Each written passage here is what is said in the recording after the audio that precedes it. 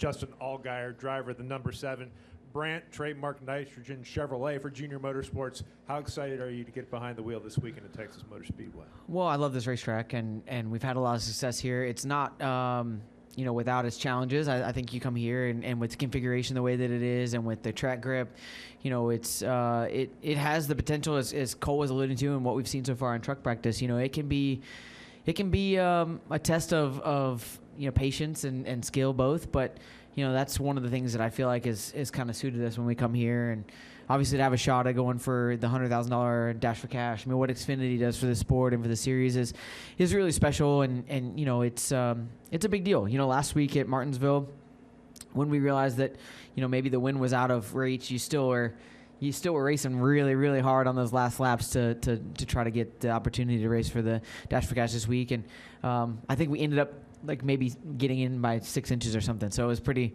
wild. So it's I love coming here, and to have a shot at that it makes it really special. Okay, we're going to open the floor for questions. We're going to start with Jerry.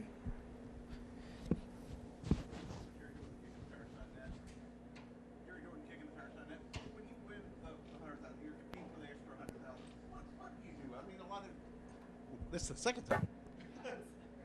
What is the plan for that? How does how much does that boost a team, a crew, a driver? A lot of drivers give it away to the crew, things like that. I know that's a little different on the Xfinity side, the bigger teams and things. But just what is that like to be able to come in there with an extra $100,000 for a team and your guys?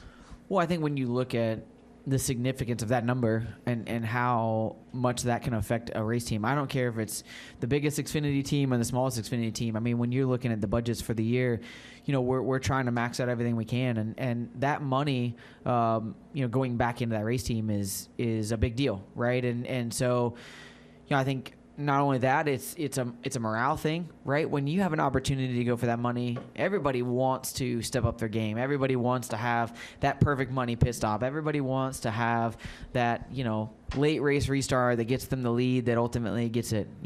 Granted, I want to win the race first. It makes life a lot easier. If you just win the race, the $100,000 is yours. I mean, Eric did it last week at Martinsville. It makes life a lot easier. But at the same time, I think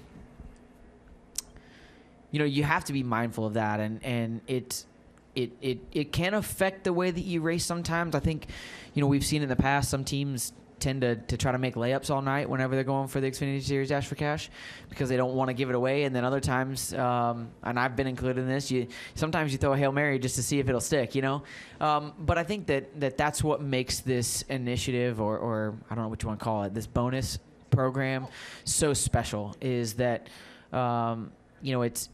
it means a lot to the teams. It really truly invests back into these race teams and in these drivers and pit crews and everybody that's involved, mechanics. But on the other side of it too, it's a morale thing. It's a competition, right? It's a competition within a competition. And I don't know if you've met any of us, but we're all competitive, right? Like we literally, it's like a race to who can get back to their cars first so they can go to the airport to get back home first, right? So, all those things play into it, and it definitely makes it a lot of fun. Additional questions for Justin? We'll go to Lee. Lee Spencer, Sirius XM NASCAR and CatchFence.com.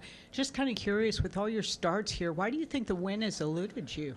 Well, if you blend off pit road too early, you don't win those days. And I think I've lost in about every way you can lose here at Texas. I don't know. I don't have a good answer for you on that one. As many laps as we've led, as many times as we've ran up front, and as many starts as we've had here, it just seems like, I don't know. I look back on all the Texas events, and it makes me cringe, to be honest with you, because I look back on them and I go, man, this one should have been this, and should have been this, and should have been this, and I think that's what makes me enjoy this place, though. And I know that sounds odd, but when you kind of get beat down over the course of time, and you have been so successful, and you know that you have all the ingredients to go and try to win the race. I think sometimes it makes it you want it that much more, right? So this is the one I would say right now. If I have any racetrack on my schedule that I would say like I really, really, really want, I have two. It's here in Watkins Glen. I feel like we've had so much success at both of these places that we've not been able to win at, and these are like my two top right at the moment. So been able to check off a lot of boxes in the last couple of years of cool racetracks at places that I've wanted to win at. But right now I got 2 left on the list that really I feel like have eluded, with the success that we've had there, and this is one of them. So we're gonna go for it. And I know it's still early in the Xfinity season, but it appears that the championship is going to have to go through Joe Gibbs Racing. I mean, whoever gets to that championship 4, they're going to have to be as good or better than JGRs. Is that kind of how you see things right now? Yeah, I don't know that that's a whole lot different than any year. JGR has obviously had such an incredible Xfinity Series kind of stranglehold, really, if you will. One of the things that I love is that Junior Motorsports and even Cole and the SHR team, you look at what RCR has been able to do. I mean, we've all brought the fight to them, but they definitely, I would say, on average, just seem to be the team to beat, right? And I think for us, it's been kind of interesting. We started off last season slower than we would like to, and we built into it and obviously put 2 in the Final 4.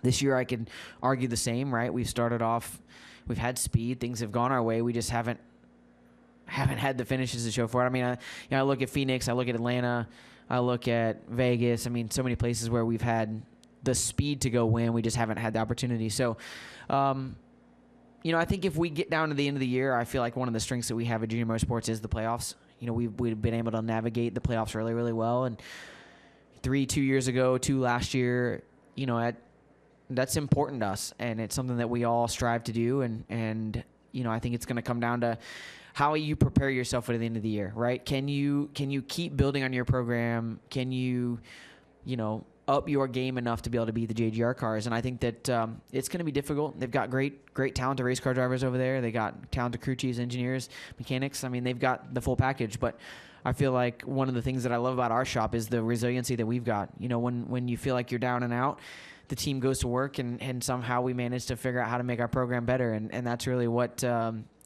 that's what makes me proud. When we finish the season out, it is about wins, and you want to obviously win all the races, and you want to do all the right things. But to me, it's more about how did the year go, and were you able to overcome your challenges and put yourself in the right position.